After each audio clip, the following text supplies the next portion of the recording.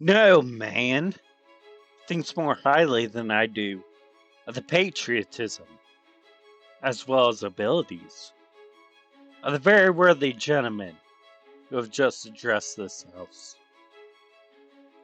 But different men often see the same subject in different lights, and therefore, I hope it will not be thought disrespectful to those gentlemen if, entertaining as I do, opinions of a character very opposite to theirs, I shall speak forth my sentiments freely and without reserves. But this is no time for ceremony. The question before the House is one of an awful moment to this country. For my own part, I consider as nothing less than a question of freedom or slavery. In proportion to the magnitude, the subject ought to be the freedom of the debate. It is only in this way that we can hope to arrive at truth and fulfill the great responsibility which we hold to God and our country. Should I keep back my opinions at such a time, through fear of giving offense? I should consider myself as guilty of treason towards my country, and of an act of disloyalty for the majesty of heaven, which I revere above all earthly kings. Mr. President, it is natural to man to indulge in the illusions of hope. We are apt to shut our eyes against the painful truth and listen to the song of that siren till she transforms us into beasts. Is this the part of wise men engaged in a great and arduous struggle for liberty? Are we disposed to be of the number of those who, having eyes, see not, and having ears, hear not, the things which so nearly concern their temporal salvation? For my part, whatever anguish of spirit it may cost, I am willing to know the whole truth, to know the worst, and to provide for it. I have but one lamp by which my feet are guided, and that is the lamp of experience. I know of no way of judging of the future but by the past. And judging by the past, I wish to know what there has been in the conduct of the British ministry for the last 10 years to justify those hopes with which gentlemen have been pleased to solace themselves in the House. Is it that insidious smile with which our petition has been lately received? Trust it not, sir. It will prove a snare to your feet. Suffer not yourselves to be betrayed with a kiss. Ask yourselves how this gracious reception of our petition comports those warlike preparations which cover our waters and darken our land. Are fleets and armies necessary to a work of love and reconciliation? Have we shown ourselves so unwilling to be reconciled that force must be called in to win back our love? Let's not deceive ourselves, sir. These are the implements of war and of subjugation, the last arguments to which kings resort. I ask, gentlemen, sir, what means this martial array? If its purpose be not to force us to submission, can gentlemen assign any other possible motive? for not to force us to submission? Can gentlemen assign any other possible motive for it?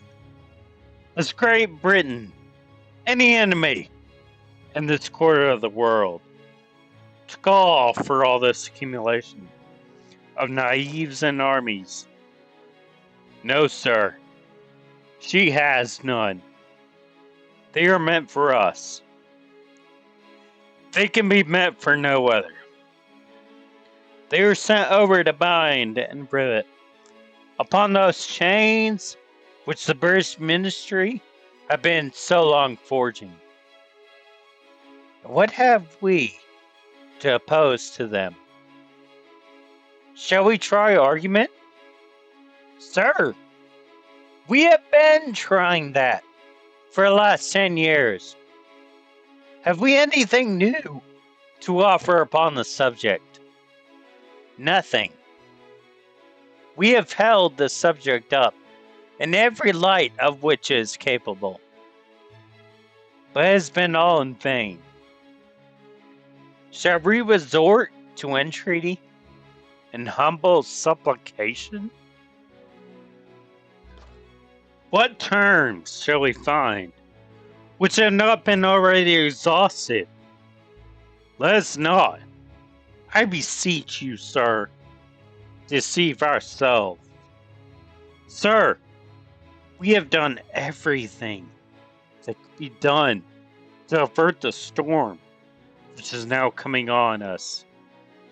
We have petitioned, we have remonstrated, we have supplicated, we have prostrated ourselves before the throne and have implored its interposition to arrest the tyrannical hands of the ministry and the parliament.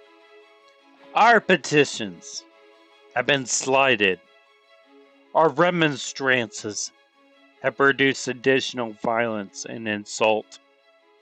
Our supplications have been disregarded, and we have been spurned with contempt from the foot of the throne. In vain. After these things, may we indulge the fond hope of peace and reconciliation. There is no longer any room for hope. If we wish to be free, if we mean to preserve in violence those inestimable privileges for which we have been so long contending, if we mean not basely to abandon the noble struggle in which we have been so long engaged, which we have pledged ourselves never to abandon until the glorious object of our contest shall be obtained. We must fight. I repeat it, sir, we must fight. An appeal to arms and to the God of hosts is all that is left of us. They tell us, sir, that we are weak, unable to cope with so formidable an adversary. But when shall we be stronger? Will it be the next week or the next year? Will it be when we are totally disarmed? And when a British guard shall be stationed in every house? Shall we gather strength by irresolution and inaction? Shall we acquire the means of effectual resistance by lying supinely on our backs and hugging the delusion, phantom of hope, until our enemies shall have us bound by our hand and our foot? Sir, we are not weak if we make a proper use of those means which the God and nature have placed on us in power.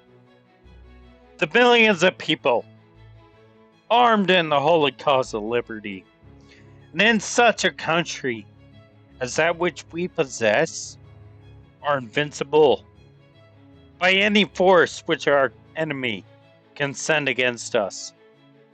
Besides, sir, we shall not fight our battles alone, because there is a just God who presides over the destinies of nations, and who will raise up friends to fight our battles for us.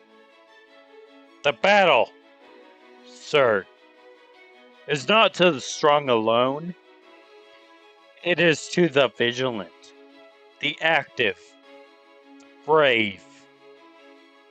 Besides, sir, we have no election.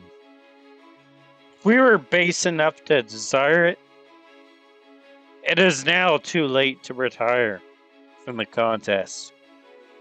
There is no retreat, but submission and slavery. Our chains are forged. Their clanking may be heard on the plains of Boston. The war is inevitable, and let it come. I repeat, sir, let it come. It is in vain, sir, to extenuate the matter. Gentlemen may cry, peace, peace, but there is no peace. The war is actually began. The next gale that sweeps from the north will bring to our ears the clash of resounding arms. Our brethren are already in the field. Why stand we here idle? What is it that gentlemen wish? What would they have? Is life so dear, or peace so sweet, as to be purchased at the price of chains and slavery? Forbid it, Almighty God! I know not what course others may take, but as for me, give me liberty, or give me death.